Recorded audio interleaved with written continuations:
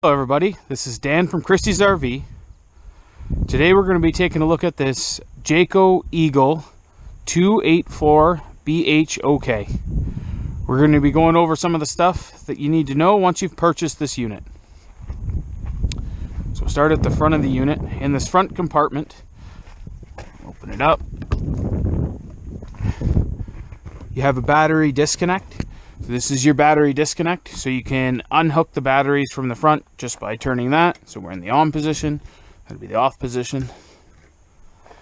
Inside you have the two crank handles. So the one crank handle is, this one is for the stabilizer jacks, this one is for the spare tire.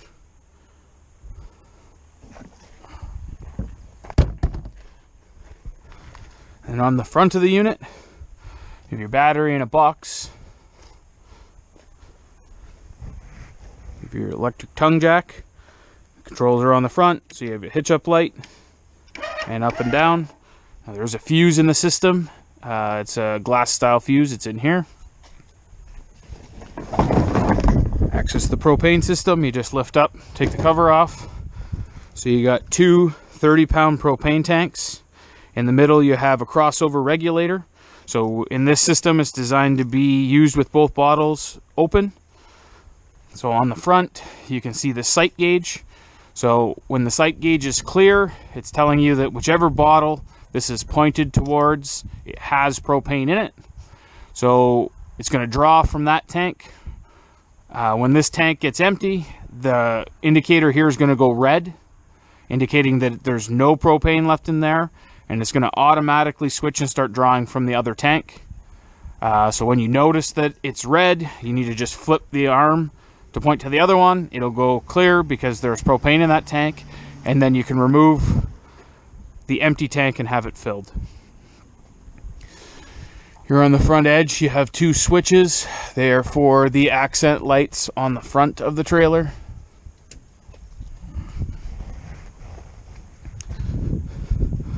Now on the other side front compartment, you have your main outside center. So in the center itself, you have a plug-in for solar panel. You have your set of taps. Now the taps have quick connect, so you just plug it in. So below that, you have your bypass valve for your water heater. So you have two selections. You can select normal or bypass. Normal is to use it. Bypass is when you want to winterize. Below that, you have a water pump switch on the outside. You have a black tank flush connection. So this unit has a sprayer inside the black tank or the toilet tank to help clean the tank out. So to use that, you need to use it with the valve open and hooked up to sewer, so you can just spray, and as it sprays it comes out. Beside that, you have your satellite or cable hookups. So on here you actually have three hookups. You have satellite, cable, or auxiliary. So the auxiliary could be for a second satellite input. So then you have these two sets of valves. The two sets of valves, depending on what you want the unit to do, you just have to follow the diagrams to what you want. So you can sanitize the tank. So sanitizing the tank means you're sanitizing the freshwater holding tank. You have tank fill, so if you want to fill the fresh tank. You have dry camp, which means you're going to draw from the fresh tank to the unit with the water pump. You have winterize, so when you go to winterize, that's what the mode you're putting it in. Or city water is if you're hooking up to a hose. So if you have just a garden hose, it's going to hook up here to your city water connection. If you're going to winterize or sanitize the tank, you're going to hook up this clear hose to this one, and then it's going to go in the jug. And then when you turn the pump on, it's actually going to suck from there. So it'll suck out of a jug and into the trailer. Below that, you have your three valve handles. So you got your black, which is your toilet, and two gray waters, which are going to be sink water. And then in the floor of that, you have a little hatch, so you can run all your stuff up through there, the water hose and stuff like that, so you don't have to leave the compartment door open. So as we go to the back, just in front of the tire, there's that white valve there. That is your drain for your fresh tank. And you have your water heater compartment. So to open it, you just have to twist this tab. It comes open. So everything on the water heater is controlled from inside.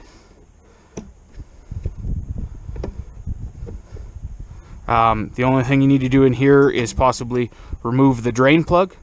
So as a recommendation, before you remove that drain plug, you need to make sure there's no pressure in the system. So you need to open up a set of taps inside and let the pressure drain out.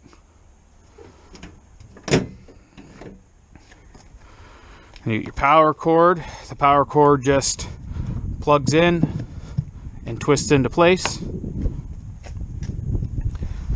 So at the back, underneath, you have your sewer hookup. So this unit is equipped with a SaniCon. In this one you have two choices of how you want to dump the tanks. So the first choice you can do is traditional style. You take the lid off and put the sewer hose on, and then you can open the valves that were in the front compartment. The sewer hose is in the back bumper. The other option you have is you can use the SaniCon system. So if you open the compartment, basically it has a hose that you just pull out, you put it into the sewer, and then you can flip the switch on and it actually will pump whichever tank you open the valve for at the front. So the only other control to that is depending if you're going to use the SaniCon or you're going to use traditional style. It has a set of valves down here. So the valve that's on the outside, if you're going to dump the tanks traditionally with just the sewer hose from here, you're going to open this valve.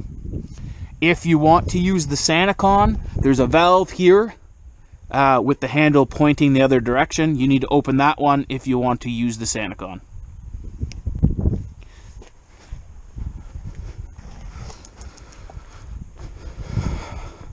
So on the back of the trailer, you have this compartment door for storing bicycles and bigger items. Inside, I'll show you how to open up the bed so you can store taller stuff in there. So on the back, you have the outside kitchen compartment. So in the outside kitchen, you have a bar style fridge. So the fridge itself is on as soon as there's power to the unit, and then you have your control knob here for the temperature. So inside, you got a couple switches for the lights, you got a charge center. There is a cable output in case you wanted to mount a TV in here, and it tells you where to safely mount the bracket. You got a pull-out cooktop, so you just slide it out. There's two things that you need to do before you use it. So you got a drip tray. So the drip tray has to get installed here. So it just slides into place, but you do need to remove it before you open and close. And then the other thing you have is the propane line. So the propane line just has like a quick connect. So you just got to put it on and push it up into place. Not the easiest thing to do one-handed. So it clips into place. Underneath there's another quick connect. Same thing.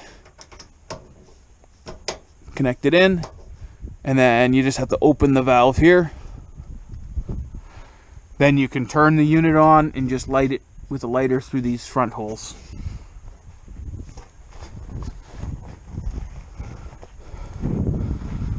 So the other compartment you have here has the outside TV in it.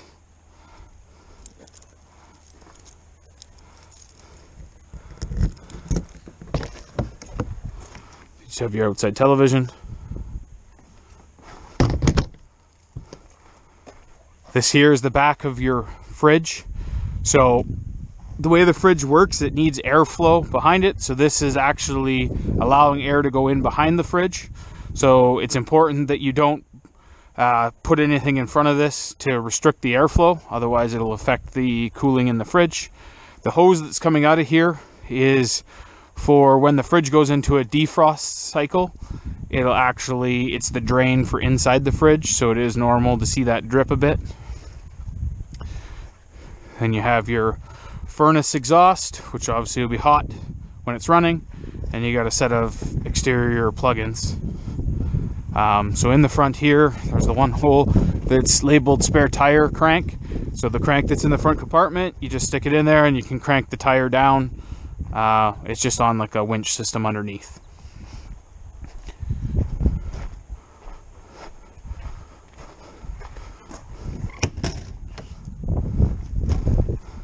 So the stairs in this unit on the main door just flip open. So once the door's open, we just pull them down. Now the stairs themselves do have adjustment holes depending on how level the ground is and stuff. So you'll just pull this pin out and set the legs to where you need to for it to sit level.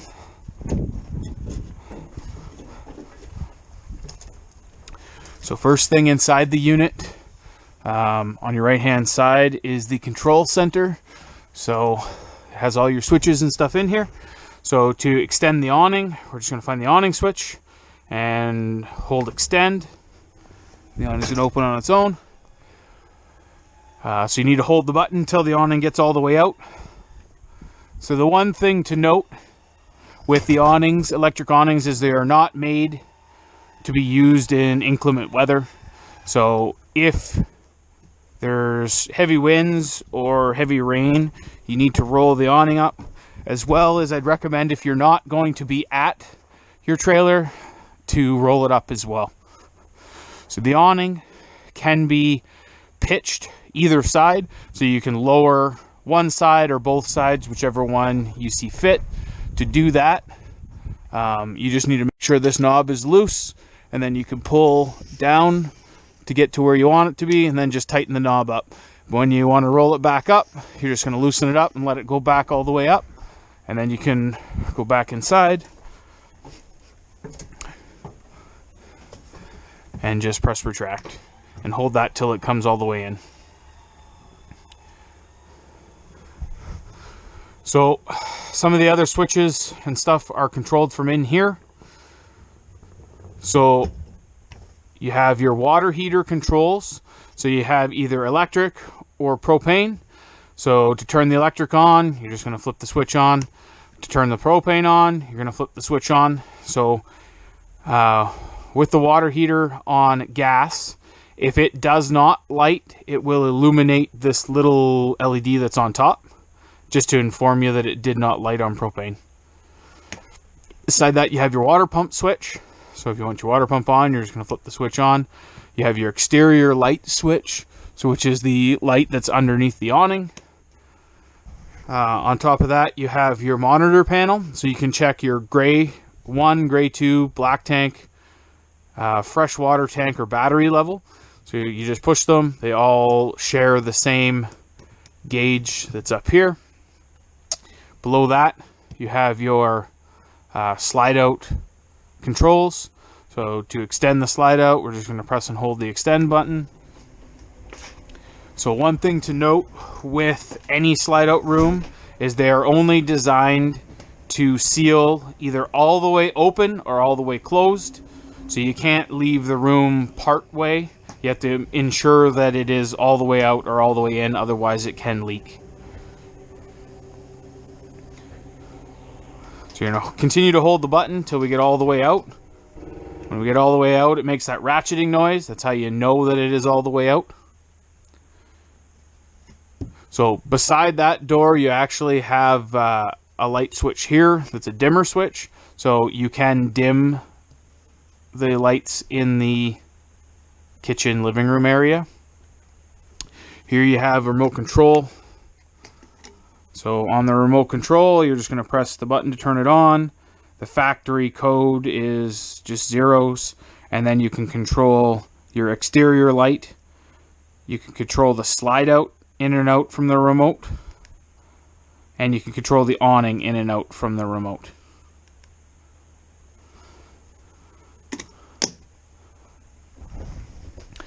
So at the back here where the bunks are, if you wanted to lift the bunk up to load a bicycle or something taller in.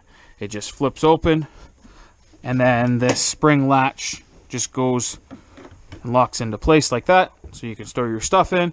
When you want to put it down, you just got to pull the spring latch and lower it down. On the wall here, this is your thermostat. So your thermostat controls both the furnace and the air conditioning. So the bottom wide button goes through the different functions.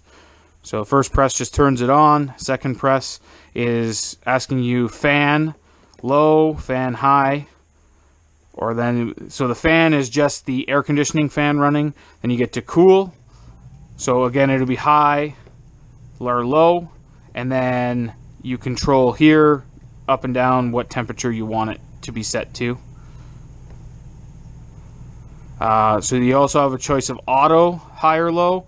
So the difference is if you just put it on high or low, the fan is always going to stay running and just the compressor is going to kick on and off as it comes to temperature. If you put it on auto, when it gets to the desired temperature, both the fan and the compressor are going to shut off. Then you have heat. So for heat, then you're just going to select what temperature you want it to be. So the furnace itself is going to run for 15 to 20 seconds before it lights. It's going to try 3 times. If it doesn't light within 3 times, it's just going to shut off. If it doesn't light in those first 3 tries, I would try it one more time. Sometimes there's just air in the lines, especially if you've had the bottles off to fill them. So once the furnace lights on its own, it's going to run up to whatever temperature you have it set. When you turn it off or it comes to that desired temperature, it runs another 15 to 20 second cycle of just the fan running as a safety precaution. And to turn it off, you're just going to go till it says off. So next we got the TV and the fireplace.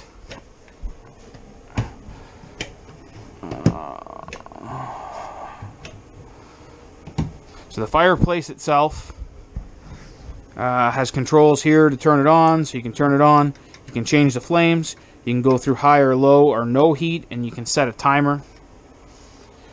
The stereo, when you turn it on, one thing to note is you have zone 1 and zone 2. So you can choose which speaker zone you have on. So you can have the interior speakers, which is zone 1, or the exterior speakers, which are zone 2. So you can have inside, outside, or both on at the same time.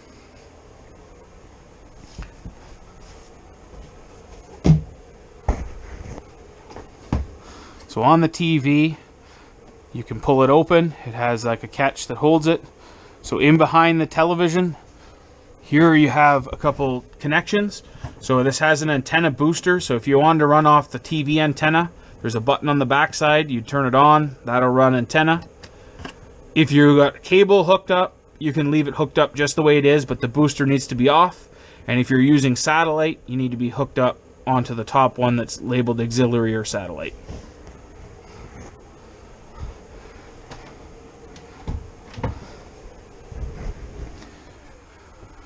Next we have the fridge. So the fridge controls are on the top. So turn it on, we're just going to push the button on. And you have 2 choices. You have auto or gas. So if the button is pushed in the in, then it's on auto. What auto does, it runs on electricity if it's there, or gas if it's not. So if you're running on electricity and the power went out, it would just automatically switch to running on propane until the power is reintroduced. If you want it on gas, you're just going to leave the button in the out position. So on the side, it has this other LED light, which indicates if the fridge does not light, that check light will come on just to tell you that it did not light on its own. So inside the fridge, on the fins up at the top, you have this sliding gauge where it says hotter or colder or warmer. So this is actually how you set the temperature. You just need to slide this plastic piece up and down to get colder or warmer. So on top here you have your range fan. So the fan switch is there, the light switch is there. The stovetop itself You just choose which one you want to light, turn it on, turn the sparker, and it'll light. I don't think I have the propane on. Beside that, you have your push button just for the lights here, as well as the light inside the oven. To light the oven itself, we're going to just turn the knob to flame. When you get there, you can push it in, you use the same sparker and it'll light the oven. Stovetop burners, the center burner is your high output burner. So it's the one you'd want to use for boiling water and stuff like that. Underneath the sink, you got 2 USB charge ports, and below that you have your propane and carbon monoxide detector. So this is wired to the battery on the unit itself. So it does have a test button, so you could test it to make sure it is working. If the alarm goes off, it lights up and tells you if it is detecting propane or carbon monoxide. Another thing to note about this is that if the trailer battery is starting to get low, it will emit a high-pitched squeal to inform you that it's not going to work properly.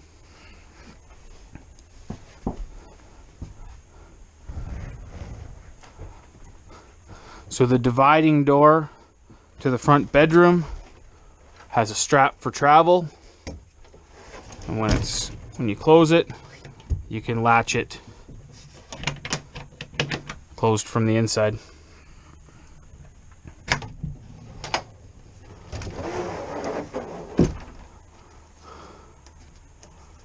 So in the front, it has the location marked for a TV bracket, as well as your hookups up on the roof. There's some light switches down in that front corner for the lights in the bedroom, and the reading lights that above have their own button.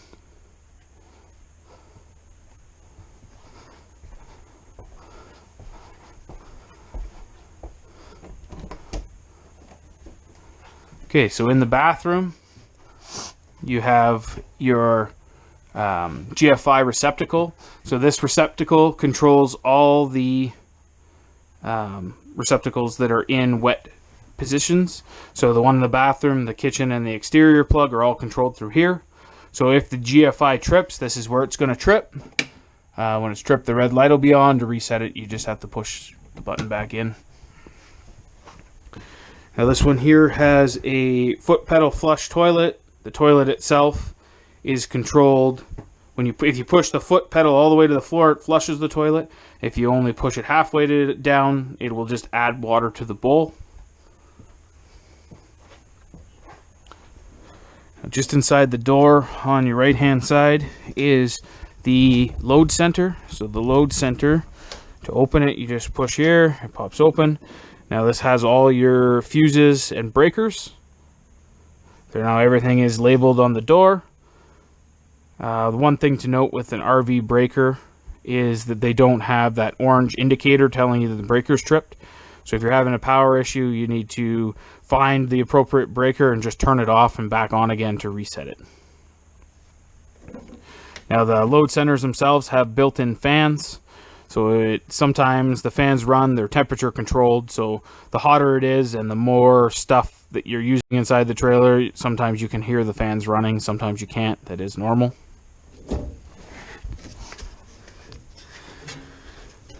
So I think that's all for this unit, and I hope you enjoy it. Have a great day.